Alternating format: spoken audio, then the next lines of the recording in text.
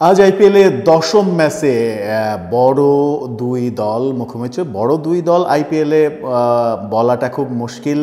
প্রায় সবগুলো দলই অপেক্ষাকৃত শক্তির যে তারতম্য সেটা খুবই কম।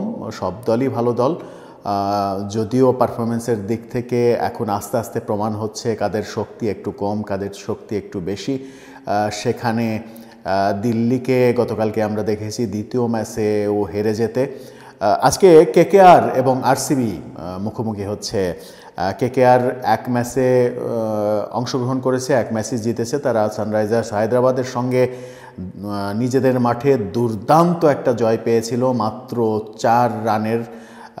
208 রান করে 204 রান সানরাইজার্স হায়দ্রাবাদ করেছিল।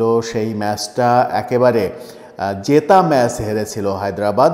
সেই ম্যাচটা অনেকটা সৌভাগ্যক্রমেই জিতে যায় কেকেআর। এবং কেকেআরের বোলিং স্টার্ক, যাকে 28.5 কোটি রুপিতে তারা কিনেছে, তাকে কিন্তু প্রথম ম্যাচে আমরা খুব একটা সুবিধা করতে দেখিনি। 19তম ওভারে 2 ওভারে যখন 39 রান দরকার, সেই সময় 19তম ওভারে এই স্টার কিন্তু 26 রান দিয়েছেন। 26 রান দিয়ে দলকে প্রায় হারিয়ে দিয়েছিলেন, কিন্তু শেষ ম্যাচের নাটকীয়তা তাদেরকে জিতিয়েছিল। আরসিবি অন্যদিকে প্রথম ম্যাচে চেন্নাইয়ের সঙ্গে হেরেছে। এবারের আইপিএলের ওপেনিং ম্যাচে তারা চেন্নাইয়ের সঙ্গে হেরেছে, কিন্তু দ্বিতীয় ম্যাচে এসে তারা কিন্তু পাঞ্জাবকে হারিয়ে দিয়েছে। পাঞ্জাবের সঙ্গে জয় দিয়ে 4 উইকেটে জয় ছিল, এবং জয়ের পরে আজকে কেকেআরের সঙ্গে লড়াই যখন, সেই লড়াইটা কেমন জমে ওঠে সেটা এখন দেখার বিষয়। কেকেআর নতুন একটা অন্তর্ভুক্তি তাদের দলে হয়েছে।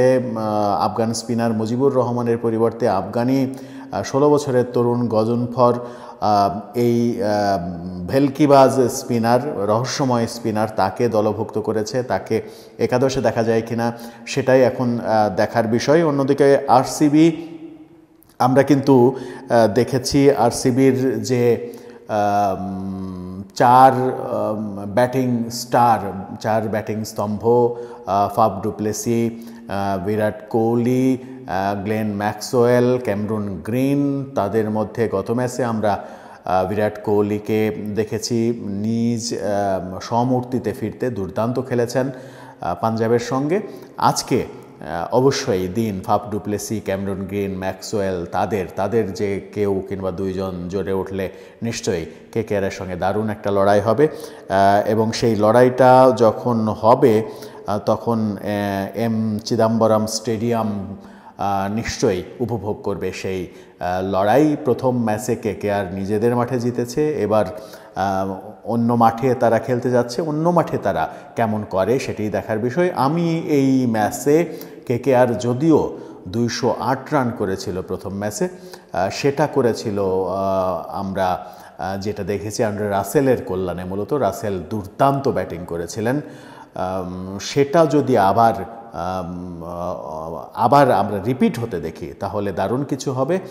নতুবা কেকেআরের ব্যাটিংয়ের অবস্থা কিন্তু খুব একটা যে ভালো সেটা বলা যাবে না। অন্যদিকে খাতা কলমে আরসিবি কেকেআরের চাইতে ব্যাটিংয়ে অনেক বেশি শক্তিশালী। সেই শক্তির দৃশ্যায়নটা তারা কতটা দেখাতে পারে। Faf du Plessis, Maxwell, Cameron green, 3 জনকেই আমরা 2 ম্যাচে ব্যর্থ হতে দেখেছি। এই ব্যর্থতার খোলস থেকে তারা যদি বের হয়ে আসতে পারে তাহলে কেকেআরের জন্য একটা খারাপ দিন হতে পারে। আমি কেকেআরের দারুণ জয় প্রথম ম্যাচে হওয়া সত্ত্বেও আজকে অন্তত এই ম্যাচে আরসিবিকেই কিছুটা এগিয়ে রাখতে চাই, কারণ তাদের ব্যাটিংয়ের ডেপথ কেকেআরের চাইতে অনেক ভালো। আপনার মূল্যায়নে কারা এগিয়ে থাকবে জানিয়ে লিখতে পারেন আমাদের কমেন্ট বক্সে।